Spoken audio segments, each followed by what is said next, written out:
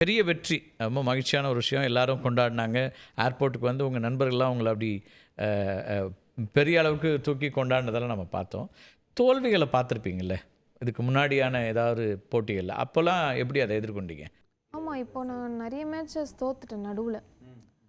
Practice கரெக்டாக பண்ணல நான்.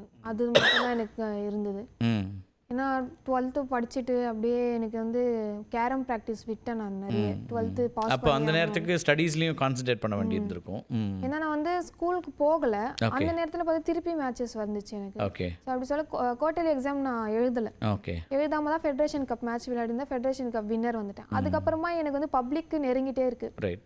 மார்ச் 1லாம் எனக்கு பப்ளிக். அதுக்கப்புறமா ஜான்வரிலையும் எனக்கு டோர்னமெண்ட் இருந்ததால் எனக்கு வந்து அந்த நேரத்தில் எப்படி இது பண்ணுறேன்னு தெரியாமல் வந்த மேட்ச்சில் நான் லாஸ் பண்ணிட்டேன். ம் ஏன்னா படிச்சுட்டே இருந்ததால்.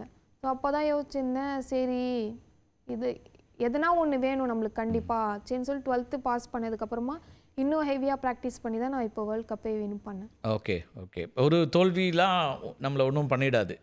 எத்தனை தோல்வி வந்தாலும் அதில் ஆர்வம் இருக்குது. அதில் நான் இன்னும் அதில் எங்கே சரி பண்ணணுன்றது தான் பார்க்குறேனே தவிர அதில் துவண்டு போகல அப்படின்றீங்க. ரொம்ப முக்கியமானது. ரொம்ப யங் ஏஜில் அப்படியான ஒரு அண்டர்ஸ்டாண்டிங் இருக்கிறதுலாம்